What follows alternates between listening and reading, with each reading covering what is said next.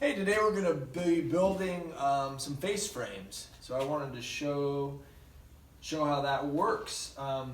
Face frames, this is where we start in the cabinet shop.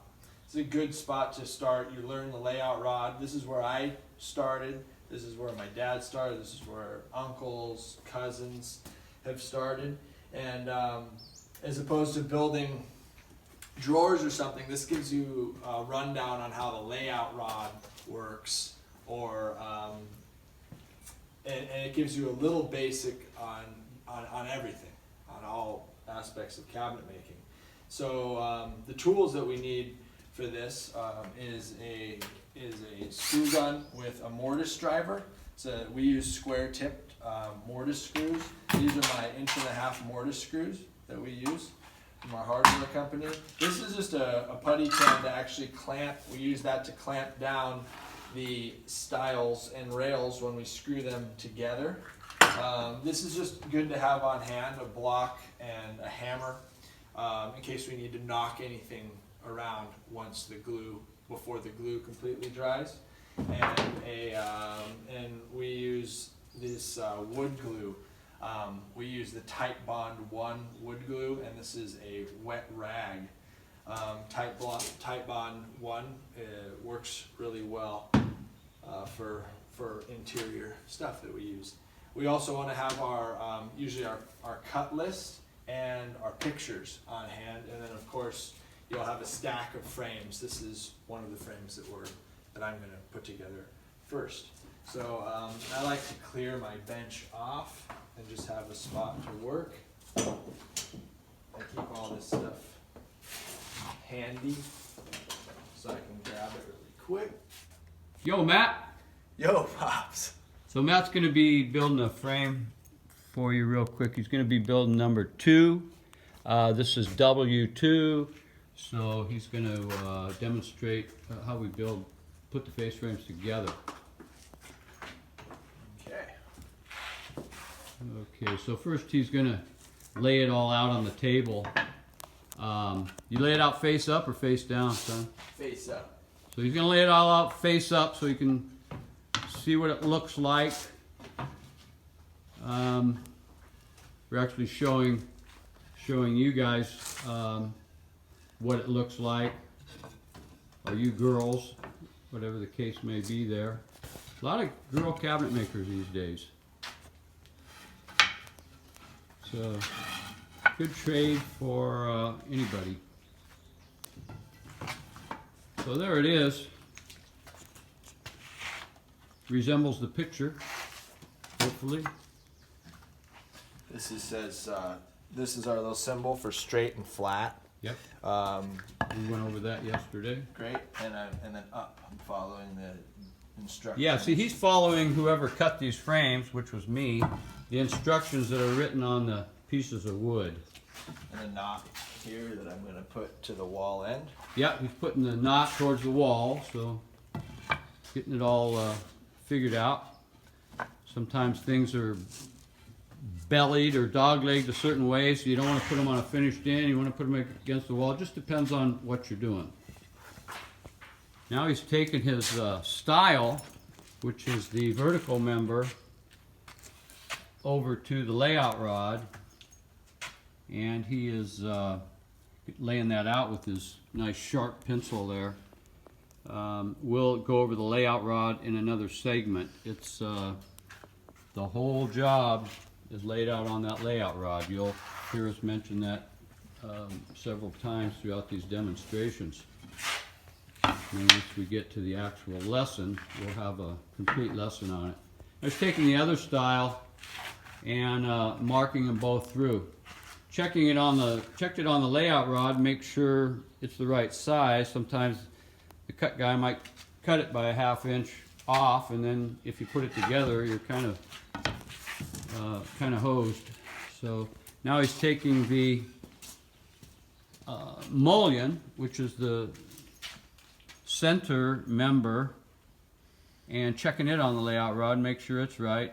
And this has a bank of drawers on one side, so he's marking where the bank of drawers goes. And then checking his parts. Of course, we put pocket holes in the back. Now he's checking his drawer mullion, make sure everything's the right size, and he's marking his drawer rail.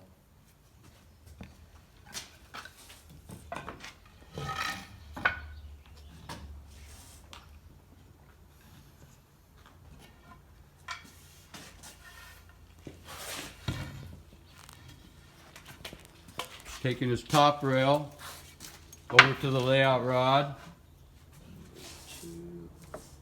checking it for size and marking the center mullion. Perfect. And he's saying it's perfect. That's always a good sign. Imperfect is not a good sign. Son, when you do it like that. So he's taking his bottom rail now and marking it through. And then he's going to take the middle rail, the drawer rail, and mark those through. So you put an R on there? Yes. In this case. Yep. And then, so those are two equal openings. So now he's going to put a R on the top rail, the middle rail, and the bottom rail, so it doesn't get flipped around. Putting an R right there.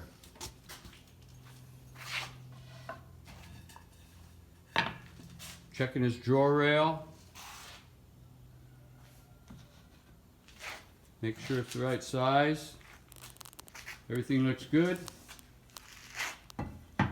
Now he's flipping everything upside down because that's actually how it's going to be built. It's going to be built upside down because the pocket holes, mortise holes, are going to be in the back of the face frame.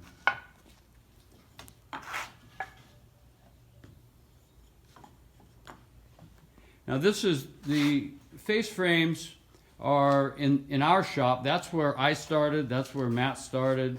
That's where any apprentices start when they come to this shop. There's a couple reasons for it. It gives you a good idea of how there's several different looks of cabinets, upper cabinets, lower cabinets, bathroom cabinets. It also gives you a good idea, helps you figure out the layout rod. The layout rod can be intimidating and confusing, so by putting face frames together, after you put a batch of face frames together like that, you got a pretty good idea of how the layout rod works. Now I check it and I see what needs to be sanded on this. In my mind, I flip this up so I can kind of see what I need to sand. And on this cabinet, since these members have already ran through the thickness planer, the only thing that needs to be sanded is the top of the bottom rail. We won't see anything else. So I look on here and I know that that's right here. That's the only piece that needs to be sanded, right in here. Yep. You can't see inside these drawers, so it doesn't need to be sanded. Plus, all this 1 3/4, as you know from our yesterday's demonstration, all that stuff was already milled, so it doesn't need to be sanded. And he's taking his belt sander.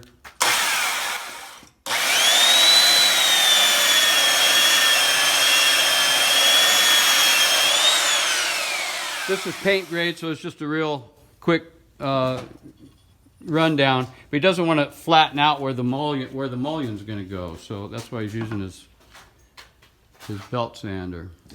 And now I go to this machine. He's going over here to the mortise machine. It's a little noisy. I'll reduce the volume. Now he's going to bore all the rails.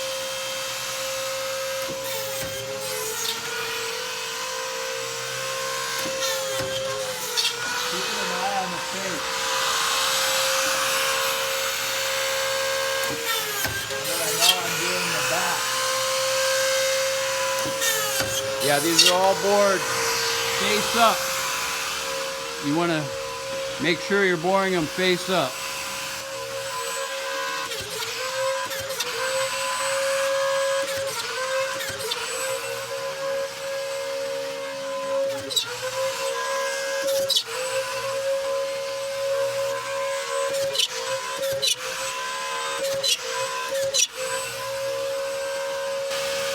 Put one here because it's in a drawer bank. This is a drawer and we don't want to get too close to the side.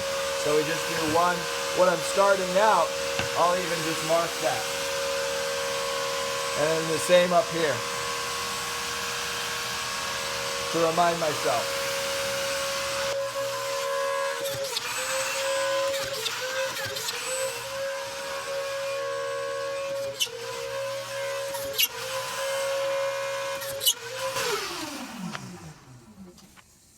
Son, explain that one more time. I'm going to fast forward through that so they might not hear the audio.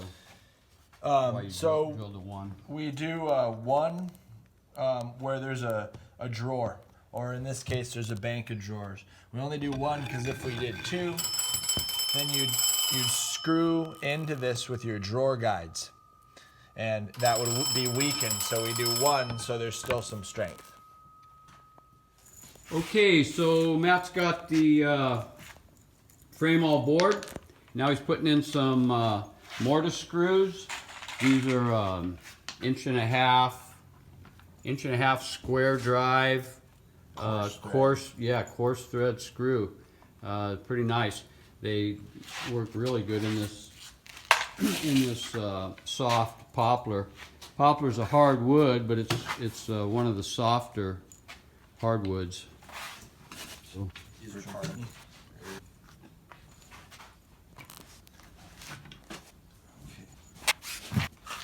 that can he has there, just an old putty can, taped up, helps him to hold the parts down. And I start from the middle and I work my way out. That's how we usually do these.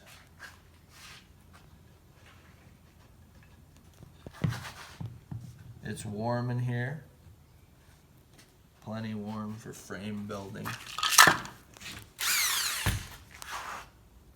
Yeah, we like it to be, we talked about this before, the temperature over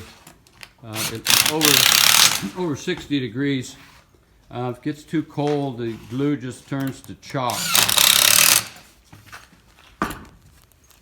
Probably be repeating ourselves throughout these demonstrations, but it's always good to hear things more than once, that's for sure in this business.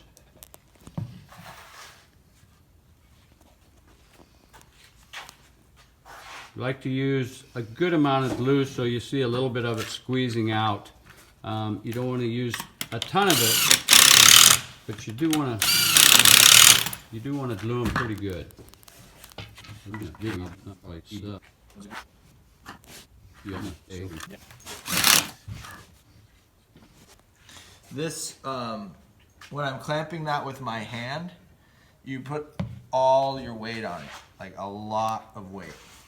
It's not, that's one thing I notice a lot of apprentices, they underestimate how much force they got to put on this can to make this work. But I'm basically on my toes. I'm doing an Elvis toe thing, and all my weight's on there, and that's what holds it down.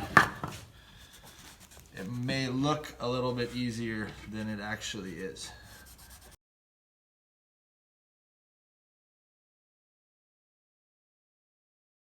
Pretty easy just to lay it on the table. You don't need a huge frame table to do this. And I don't know if you guys talked about that you can do these pocket screws with a handheld screwdriver and a jig. Right, there's a little jig you can buy at probably a hardware store. You can get it through our hardware company. That just you clamp it on there and bore the holes. So you don't have to buy a $2,000 Castle machine to build a face frame. The old days we used to dowel.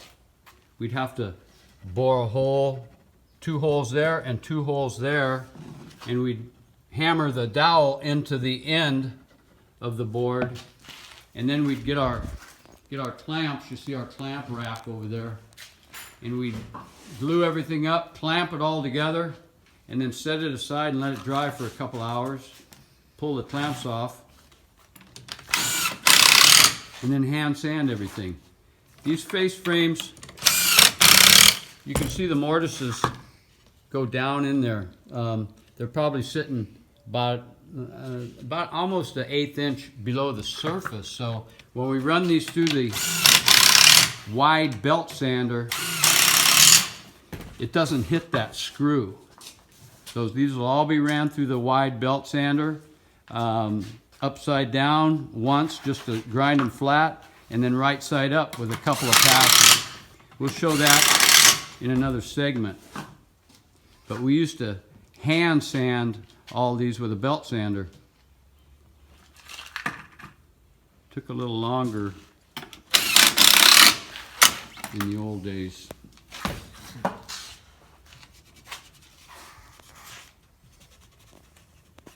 So he's wiping his glue off, so it's a little cleaner. When we run it through the belt sander, it doesn't clog up the belt.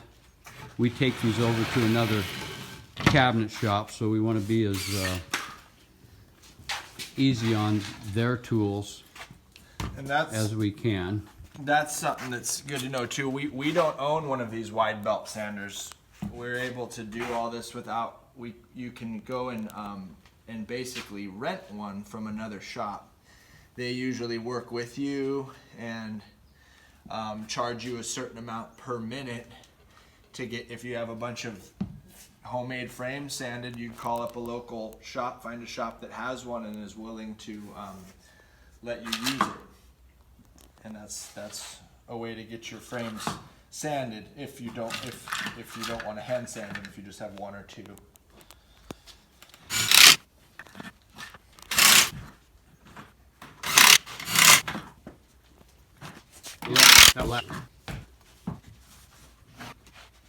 He's cleaning up the glue as he goes, wiping the glue out of the corners so that it doesn't mess with your drawer guides, and it looks a whole lot cleaner.